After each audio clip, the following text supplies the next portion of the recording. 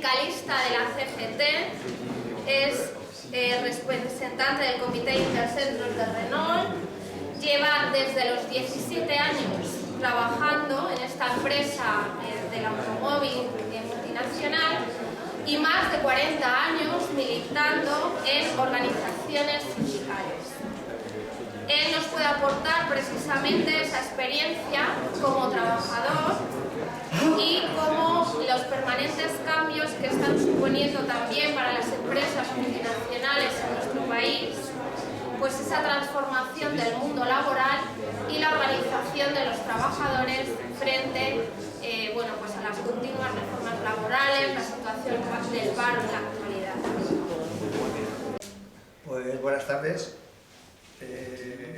Ya lo ha comentado todo. Bueno, en la actualidad el único retoque es no estoy en activo como militante por un agotamiento ya psíquico, y bueno, estoy simplemente afiliado, aunque sigo pues yo pensaba que con la edad, ya tengo unos cuantos años, me iba a apaciguar un poco, y resulta que cada vez me hierve más la sangre, ¿no? Quizá la situación es que no permite que sea de otra manera.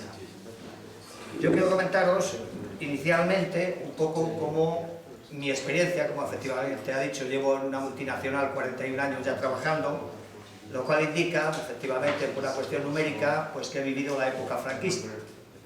Entonces, de esa época franquista, de ese final de la dictadura a la actualidad, quiero hacer un poco, daros a conocer cuál es mi sentimiento y cuál es mi visión de esa situación y a qué nos ha conllevado actualmente.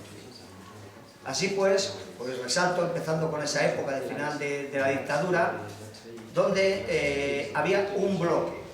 Yo denomino un bloque obrero o denomino un bloque pobre, me da igual, al fin y al cabo un bloque de una clase determinada llamada proletario, activo, no activo, amas de casa, etc. Pero al fin y al cabo era un grupo, digamos, pobre, que se enfrentó ya a una dictadura, hartos de esa situación. En ese entonces no había diferencia entre socialistas, comunistas, anarquistas o independientes. Era todo un bloque, un objetivo común: acabar con la dictadura. Yo tengo una gran nostalgia de esa época, porque era estar en manifestaciones, y especialmente recuerdo porque eran mujeres, donde decían abrir las puertas para que puedan entrar cuando la policía cargaba. Cuando salíamos de manifestación, o de un encierro, que también tuvimos, se nos recibía con pancartas. En el encierro recuerdo cómo todo el mundo, independientemente de ser de una ideología o de otra, nos llevaban comida, llenamos una gran sala de comida. Había una solidaridad impresionante, era un sentimiento común de un grupo contra unos dictadores, de unos explotados contra unos explotadores. Eso era una cosa de verdad preciosa, que ha ido desapareciendo con la democracia. Se creaban cajas de resistencia para poder apoyar a todas las familias represaliadas por su lucha contra esa dictadura. Se llegaban a ver incluso hasta en bares huchas para recolectar dinero para esas familias. Se creaban comités pro presos, porque había presos políticos, para ayudar a esas familias y a esos presos que habían hecho una dejación de su beneficio particular en pro del beneficio colectivo. Eso me parece que es precioso y desgraciadamente ha ido desapareciendo. ¿Por qué ha ido desapareciendo? Pues lo vamos a ir viendo. Por cierto, un paréntesis, me controláis el tiempo. No vaya a ser que se verá lo que dice Chema Berro, que luego no hay quien me pare. Sí, yo me lo habéis controlado. ¿Por qué ha ido desapareciendo? Bueno, en primer lugar, con la dictadura no se le venció. Se murió, y los que estaban ahí en el poder fueron hábiles, porque había una gran presión social incontenible por parte de los poderes, ni con las fuerzas ni poderes del Estado. Y aparte de eso, también había un gran refuerzo mundial, europeo sobre todo, en contra de esa dictadura. Entonces fueron hábiles, y como había cosas ya que se desbordaban por sí solas, fueron capaces de reconducirlas, pero con la dictadura no le venció el proletariado. Adecuaron, dieron un pequeño giro para que precisamente diera la sensación de que efectivamente había un cambio y algunas cosas veremos ahora que efectivamente se produjo, sobre todo en el terreno político, como fue la legalización de las organizaciones sindicales y políticas, pero en realidad no se les venció, sino que enmascararon la situación, dieron una apariencia o un maquillaje a la situación para dar la sensación de que había habido un progreso y que había habido ya una conquista social. Así pues, empezamos con el Pacto de la Moncloa. Los pactos de la Moncloa, que formalmente fueron dos, denominados el Acuerdo sobre el Programa de Saneamiento y Reforma de la Economía y el Acuerdo sobre el Programa de Actuación Jurídica y Política, fueron los acuerdos firmados en el Palacio de la Moncloa durante la transición española en octubre de 1977. Se firmaron entre el Gobierno de España, de la legislatura constituyente, presidido por Adolfo Suárez, y los principales partidos políticos con representación parlamentaria del Congreso de los Diputados, y aquí empezamos ya a donde empieza la nueva trayectoria sindical, con el apoyo de las asociaciones empresariales y sindicales, a excepción de la CNT, con el objetivo de procurar estabilización del proceso de transición al sistema democrático, así como adoptar una política económica que contuviera la galopante inflación que en aquel entonces alcanzaba, ahora diremos, parece imposible, alcanzaba el 26,39% de inflación.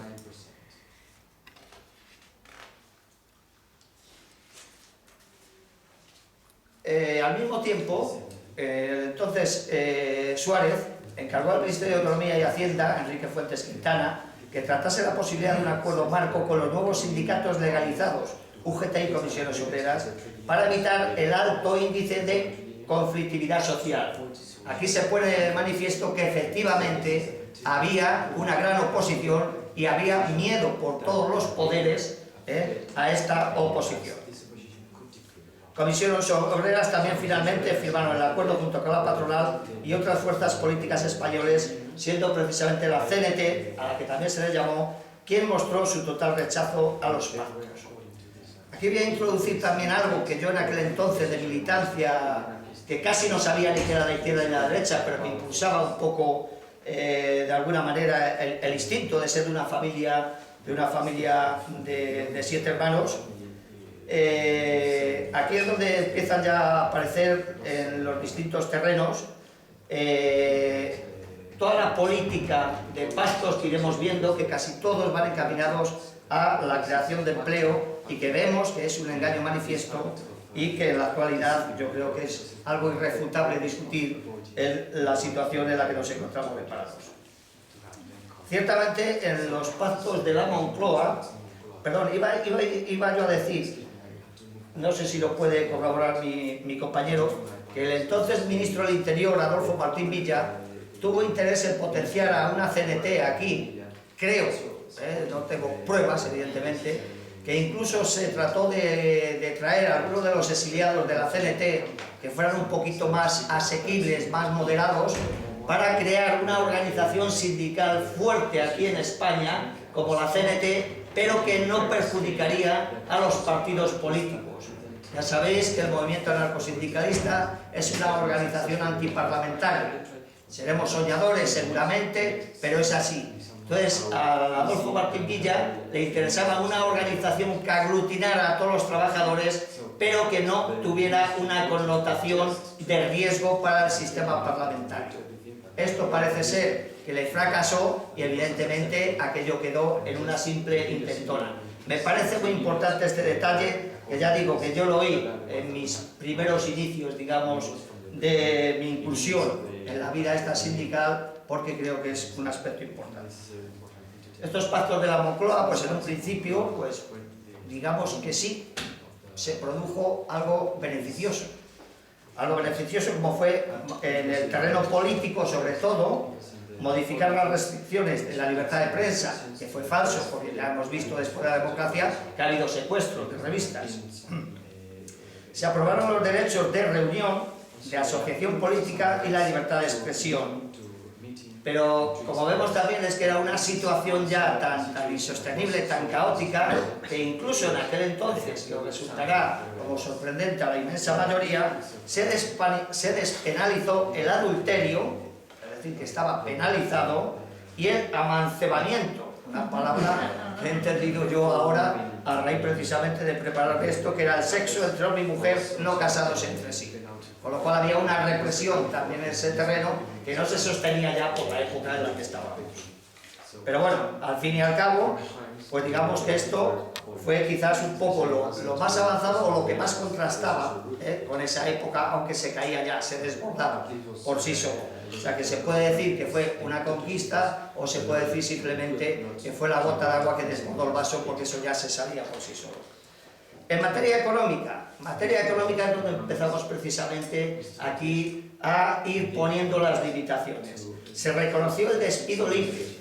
Se reconoció el despido libre para un máximo de un 5% de las plantillas de las empresas.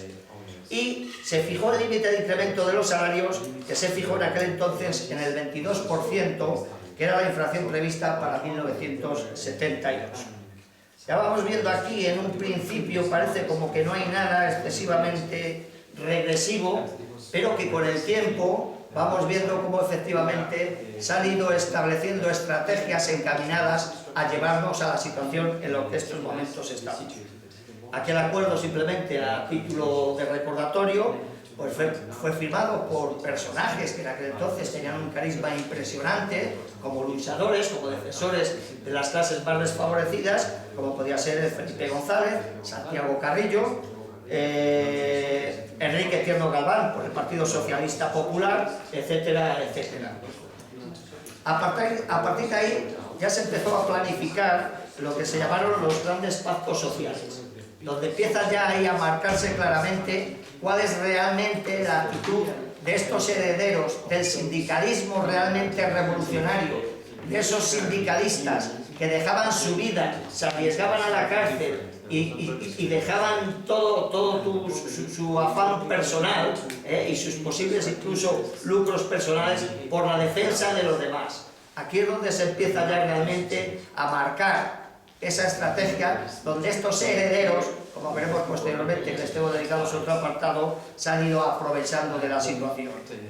Así tenemos el Acuerdo Básico Interconfederal, que iremos viendo el ABI, que iremos viendo cómo al principio tienen unas pequeñas disputas, que uno lo firma, el otro no lo firma, pero que en realidad esas disputas no eran del contenido, ni muchísimo menos. Esas disputas eran sobre un afán protagonista de dominio de una de las organizaciones sindicales con respecto a otras. Así pues, este ABI, Acuerdo Básico Interconfederal, que se firmó en diciembre del año 79 con la oposición de comisiones obreras, sentó las bases del nuevo sistema de relaciones laborales que reconocía un papel fundamental a la negociación colectiva e introdujo la negociación de los salarios sobre la base prevista del IPC, que era la previsión del gobierno. Posteriormente, en enero del año 80, el Acuerdo Marco Interconfederal tampoco fue respaldado por comisiones obreras, por entender, y aquí claramente ya expone lo que os acabo de comentar, por entender que buscaba reducir su influencia en detrimento del sindicalismo socialista. Es decir, vamos viendo ya paso a paso cómo en la realidad este no firmo yo, si firmas tú, ahora firmo yo, no firma el otro, no está basado en los contenidos, ni en la nueva estrategia, ni en la nueva fórmula, sino en el protagonismo de uno sobre el otro, en esa lucha de uno sobre otro. Esto dio lugar también, el Acuerdo Básico Interconfederal, dio lugar también a la libertad sindical, a la Ley Orgánica de Libertad Sindical, a la LOE. Posteriormente vino el Acuerdo Nacional de Empleo, firmado el 9 de junio del 81, bajo la presidencia de Leopoldo Calvo Sotelo. Este adquiere un compromiso por parte del gobierno de creación de empleo. Empezamos ya, y estamos hablando del año 81, de creación de empleo a cambio de moderación salarial. Fue firmado por el propio gobierno, los sindicatos UGT, comisiones obreras y la patronal COE. Aquí ya comisiones obreras de alguna manera se está dando cuenta que esa pelea comisiones UGT, sin que sea la diferencia el fondo del asunto, les está cargando ciertos problemas. Y en consecuencia ya empiezan aquí a firmar también junto a la UGT estos acuerdos. Luego hay otro, creo, por ahí un poco más adelante, en la que tampoco firman, pero que ya digo, no obedece al fondo del asunto. Posteriormente vino el Acuerdo Interconfederal, firmado el 15 de febrero del año 83, por las organizaciones empresariales y sindicatos pocos meses después de la llegada del PSOE al gobierno bajo el liderazgo de Felipe González. El propio Ejecutivo auspició el pacto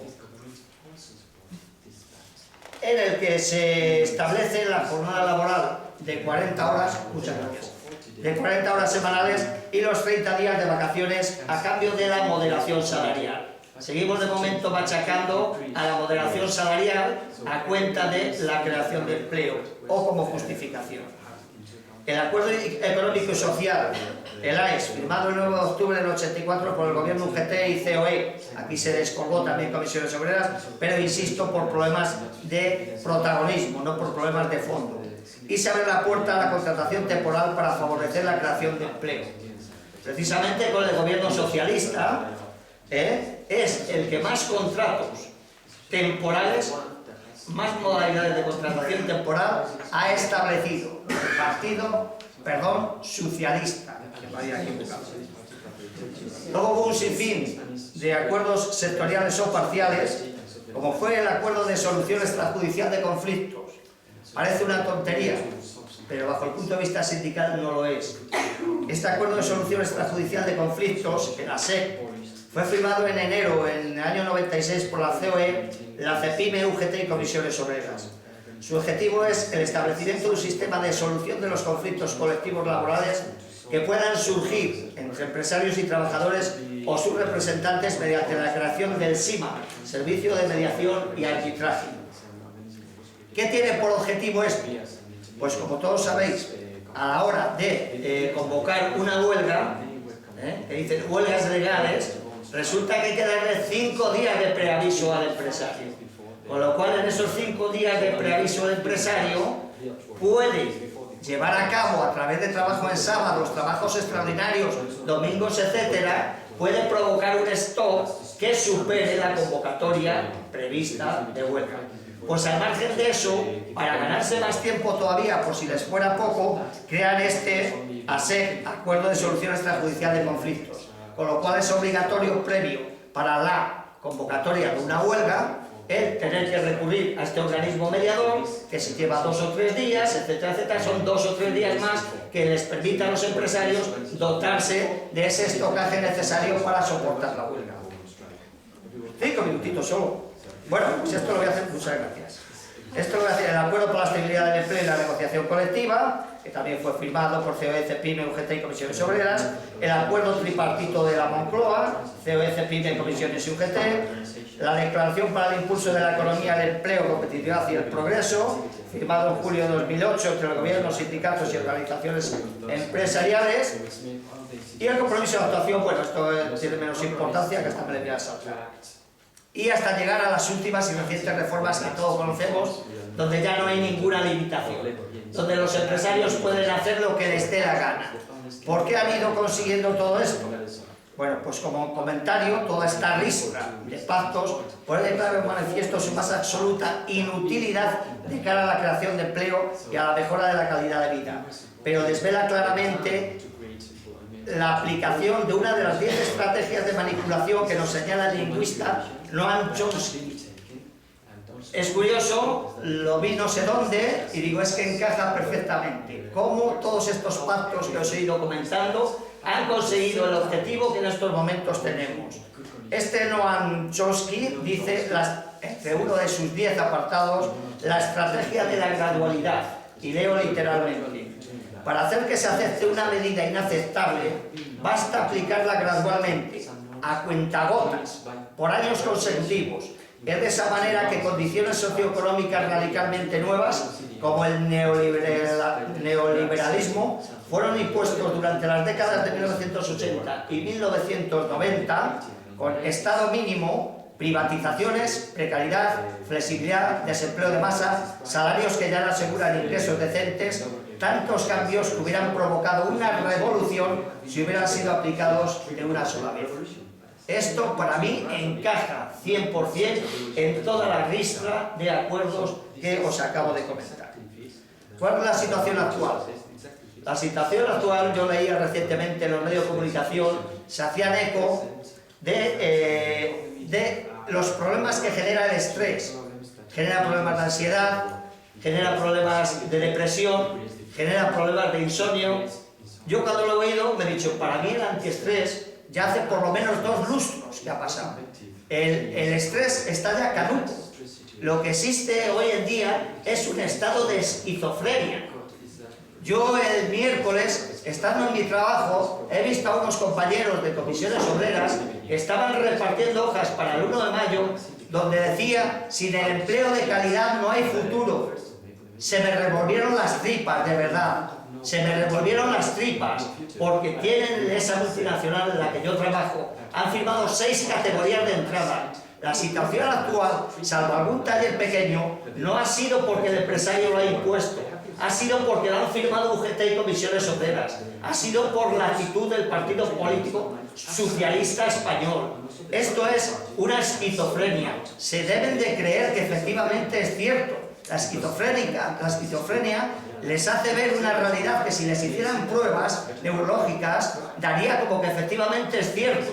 Porque si no, no me lo explico, cómo tienen la poca vergüenza en estar continuamente reivindicando por un empleo de calidad o por una reducción de jornada, cuando están en todas las multinacionales aumentando la jornada laboral. En mi multinacional, el Renault, también han aumentado la jornada laboral y están creando condiciones inaceptables, suspensión del criterio de la antigüedad, de los pluses de antigüedad, reducción de salarios permanentemente en todo tipo de pluses. Los que entran cobran ahora mismo un 70 y tantos % menos que lo que sería un trabajo mínimo de hace unos años, y estas mismas personas son las que están precisamente diciendo y transmitiendo mensajes contrarios. Si estas organizaciones sindicales y este Partido Socialista Obrero Español fueran capaces de decir hay que hacer sacrificio a los trabajadores, tenemos que hacer dejación a los trabajadores para que así garantizar su futuro, yo no lo compartiría, pero al menos serían coherentes entre lo que dicen y lo que hacen. Es inaceptable y para mí es vital. No se puede reconstruir nada nuevo con estas ruinas ideológicas. No se puede construir, compañeros y compañeras. Tenemos que tirar estas ruinas ideológicas porque se puede salvar algo, pero no se puede salvar su estructura porque están currefactas. Tenemos hace poco con el tema de los seres que meten a uno de UGT, sí, que le han metido en la cárcel 2 días y sale con el puño en alto como si fuera un revolucionario. Ese es un sinvergüenza. Y el día que le metan a la cárcel, yo voy a intentar convocar una concentración allí para celebrarlo con champán, porque son unos sinvergüenzas y unos traidores.